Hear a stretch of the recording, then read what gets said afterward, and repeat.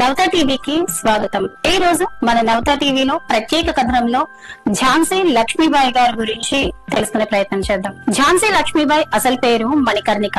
ఆమె 1828వ సంవత్సరం నవంబర్ నెల 19న మహారాష్ట్రకు చెందిన సతార్లో ఒక కర్హాడి వారణాసిలో విక్రమనామ సంవత్సరం బహుళ పంచమి నాడు జన్మించింది.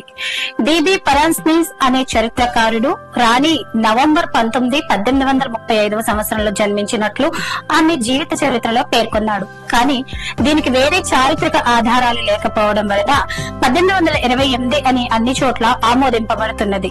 దీనికి ఆధారం 1856లో జాన్ లాంగ్ అనే ఆంగ్లేయుడు రాణిని కలవడానికి వెళ్లినప్పుడు ఆమె తరపు గుమస్తా ఆయనకు రాణి 26 ఏళ్ల స్త్రీ అని చెప్పడం జరిగింది. ఈమె తల్లిదండ్రులు మోరపంత్ తాంబే, భగీరథి భాయ్. వీళ్ళది సంప్రదాయ యాదవ్ కుటుంబం. ఆమె తల్లి చాలా తెలివైనది, ఆధ్యాత్మిక ధోరణి మెండుగా కలది. పేరు మణికర్ణిక కాగా ఆమెను ముద్దుగా మను అని పిలుచుకునేవారు. మను 4 ఏళ్ల ప్రాయంలో ఉండగానే ఆమె తల్లి కన్ను మూసింది. దాంతో ఆమెను పెంచాల్సిన బాధ్యత తండ్రి మీద పడింది. మను తండ్రి 2వ బాజీరావు పేష్వా దగ్గర సైన్యాధ్యక్షుడిగా పనిచేసేవాడు. బాజీరావు పంత్ ను బిఠూర్ కు పిలిపించి ఆశ్రయం ఇచ్చి ఆదుకున్నాడు. బాజీరావుకు సంతానం లేకపోవడంతో నానాసాహెబ్ అనే బాలుని దత్తత చేసుకున్నాడు. నానాసాహెబ్ అతని పినతండ్రి కుమారుడు రావు సాహెబ్ మనుబాయిని తమ చెల్లెలుగా ఆదరించారు. వీరు ముగ్గురు కలిసి విద్యలన్నీ నేర్చుకున్నారు. కత్తిసాము, గుర్రపు స్వారీ, తుపాకీ కాల్చడం వంటి విద్యలంటే మనుకు మక్కువ ఎక్కువ. ఖడ్గం ధరించి కళ్ళెం బిగించి గాలి విసురుకు ఉవ్వెత్తుగా ఎగిరే కుర్రలతో గుర్రపు స్వారీ చేస్తూ నానాసాహెబ్ వెంట మనుబాయి దూసుకుపోయేది. అయితే ఆమె వివాహం గురించి తెలుసుకున్నట్లయితే లక్ష్మీబాయికి 13 ఏళ్ల వయసులోనే 1842లో ఝాన్సీ పట్టణానికి రాజైన గంగాధరరావు నెవల్కర్ తో వివాహమైంది. దీంతో ఆమె ఝాన్సీ పట్టణానికి మహారాణి అయింది. అప్పటి ఆచారాల ప్రకారం మహారాణి అయిన తర్వాత ఆమె పేరు లక్ష్మీబాయి అయింది. 1851లో లక్ష్మీబాయికి ఒక కుమారుడు జన్మించాడు. అయితే ఆ పిల్లవాడు 4 నెలల వయసులోనే కన్నుమూశాడు. బిడ్డ మరణం నుండి తేరుకోలేని గంగాధరరావుకు 1853లో విపరీతమైన అనారోగ్యం సాకింది. వేరే బిడ్డను ఎవరినైనా దత్తత తీసుకోమని అందరూ సలహా ఇచ్చారు. దాంతో ఆయనకు దూరపు బంధువైన వాసుదేవ నెవల్కర్ కుమారుడైన దామోదర్రావు అనే పిల్లవాడిని చనిపోవడానికి కేవలం 1 రోజు ముందుగానే దత్తత తీసుకున్నారు. 1853 నవంబర్ 21వ తేదీన గంగాధరరావు మరణించాడు. వివాహం తర్వాత ఆమె పేరు లక్ష్మీబాయిగా మార్చబడింది. సభలో ఆమె తండ్రికున్న ప్రాబల్యం వలన మిగిలిన యువతులు ఎవరైతే ఝాన్సీకి నిర్బంధం చేయబడి ఉంటారో వాళ్లకంటే ఎక్కువ స్వాతంత్రం ఆమెకు ఉండేది. ఆమె సాయుధ దళం, గుర్రపు స్వారీ, విలువిద్యలలో ప్రావీణ్యం సంపాదించింది. అంతేకాకుండా తన స్నేహితురాళ్ళందరినీ చేర్చుకుని సభలో ఒక సైన్యాన్ని తయారు చేసింది. గంగాధరరావు మరణించే సమయానికి డల్హౌసీ భారత గవర్నర్ జనరల్ గా ఉన్నాడు. హిందూ సంప్రదాయం ప్రకారం దామోదర్రావు రాజ్యానికి వారసుడు కావాల్సి ఉన్నా బ్రిటిష్ ప్రభుత్వం అందుకు అంగీకరించలేదు.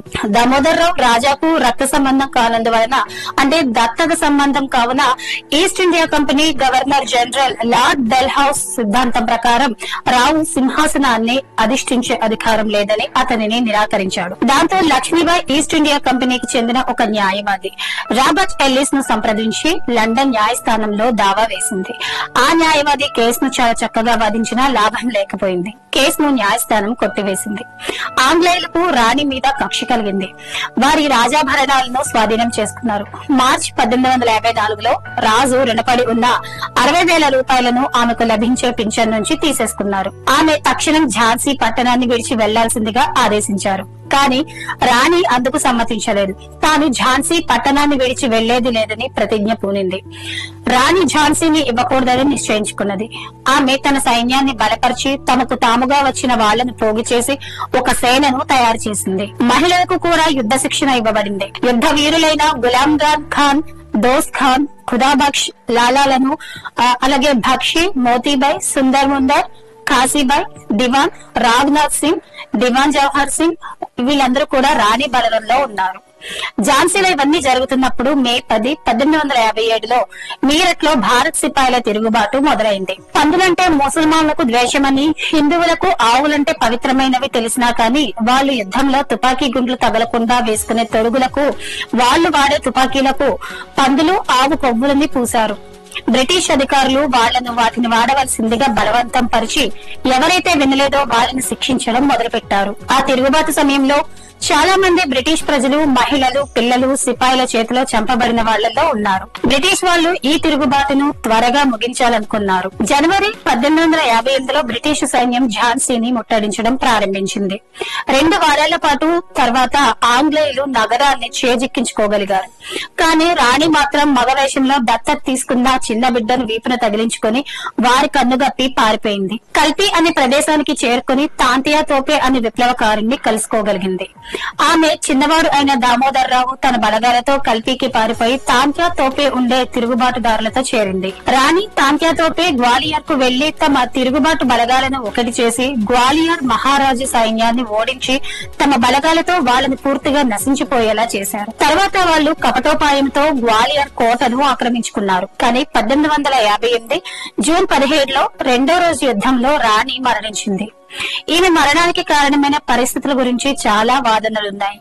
ఇప్పటి బ్రిటిష్ రిపోర్టులను బట్టి ఆమె బుల్లెట్ గాయాలు తగిలి మరణించిందని తెలుస్తోంది. టిఏ మార్టిన్ రాసిన లేఖ ఆధారంగా ఈ విషయం తెలుస్తోంది. తనతో పాటు ఆమెను తీసుకువెళ్తానన్న తాంతియా తోపే సహాయాన్ని తిరస్కరిస్తూ ఆమె ఒక నిచ్చెనను తెమ్మని పురమాయించింది. దాని సహాయంతో దగ్గరే ఉన్న గడ్డివామి పైకి ఎక్కి దాన్ని తగలబెట్టమని చెప్పింది. ఆమె అనుచరులు అలాగే చేశారు. తర్వాత 3 రోజులకు బ్రిటిష్ వారు గ్వాలియర్ ను చేజిక్కించుకున్నారు. గ్వాలియర్ యుద్ధం గురించి జనరల్ రోజ్ ప్రస్తావిస్తూ విప్లవకారుల్లోకెల్లా ఆమె అత్యంత ధైర్య సాహసాలతో పోరు సల్పిందని కితాబిచ్చాడు. దాని వల్లనే ఆమె భారత స్వాతంత్ర్యోద్యమ చరిత్రలో చిరస్థాయిగా నిలిచిపోవడమే కాక 19వ శతాబ్దంలో మహిళా సాధికారతకు ఆదర్శప్రాయంగా నిలిచింది. 3 రోజుల తర్వాత బ్రిటిష్ వాళ్ళు గ్వాలియర్ ను ఆక్రమించుకున్నారు. గ్వాలియర్ యుద్ధ నివేదిక ప్రకారం జనరల్ సర్ హ్యూ గ్రోస్ ఆమెని చాలా చెప్పుకోదగిన అందమైనది, తెలివైనది, పట్టుదల కలది అని తిరుగుబాటు నాయకులలోకెల్లా అతి భయంకరమైనదని వర్ణించారు. కానీ కొరతగా ఉన్న శవాన్ని గుర్తించి అది రాణి అని నమ్మించారని, పరాక్రమ పటాలముగా చెప్పబడే ఆమె గ్వాలియర్ యుద్ధంలో చనిపోలేదని కెప్టెన్ రీస్ నమ్మబడి ఝాన్సీ మహారాణి బ్రతికే ఉంది అని బహిరంగంగా ప్రకటించాడు. ఆమె ఎక్కడైతే మరణించిందో అక్కడే అదే రోజు ఆమెకు అంత్యక్రియలు జరిగాయని నమ్మకం. ఆమె పరిచారికలలో ఒకరు అంత్యక్రియల సన్నాహాలకు సహాయపడింది. ఆమెకున్న ధైర్యం, పరాక్రమం, వివేకం భారతదేశంలో 19వ శతాబ్దంలో మహిళలకున్న అధికారంపై ఆమెకున్న ముందు చూపు, ఆమె చేసిన త్యాగాలు ఆమెని స్వాతంత్ర పోరాటంలో ఒక ప్రసిద్ధ వ్యక్తిగా నిలిపాయి. ఝాన్సీ, గ్వాలియర్లలో ఆమె గుర్తుగా కంచు విగ్రహాలను స్థాపించారు. రెండింటిలోనూ ఆమె గుర్రం పైన కూర్చున్నట్టుగా చిత్రీకరించారు. ఝాన్సీ అధికారం పైన కొన్ని రోజులకే ఆమె తండ్రి అయిన మోరోపాంత్ తాంబేని పట్టుకొని ఉరి తీశారు. తన దత్తపుత్రుడైన దామోదర్రావు బ్రిటిష్ ప్రభుత్వం నుంచి భరణం ఇవ్వబడ్డాడు. కానీ అతనెప్పుడూ తమ పిత్రార్జితాన్ని అందుకోలేదు. అది రాణి గారి పెంపకం. ఝాన్సీలోని, గ్వాలియర్ లోను ఉన్న రాణి కంచు విగ్రహాలు ఆమె జ్ఞాపకార్థం ఇప్పటికీ మిగిలి ఉన్నాయి. చూశారు కదా, తన దేశ ప్రజల కోసం బ్రిటిష్ సామ్రాజ్య గోడలను బద్దలు కొట్టి వీరోచితంగా యుద్ధంలో పోరాడి ప్రాణాలు అర్పించిన వీర నారీమణి అయిన ఝాన్సీ లక్ష్మీబాయి గారి జీవిత చరిత్ర కథను మరొక ఉద్యమనేత కథతో మళ్ళీ కలుద్దాం.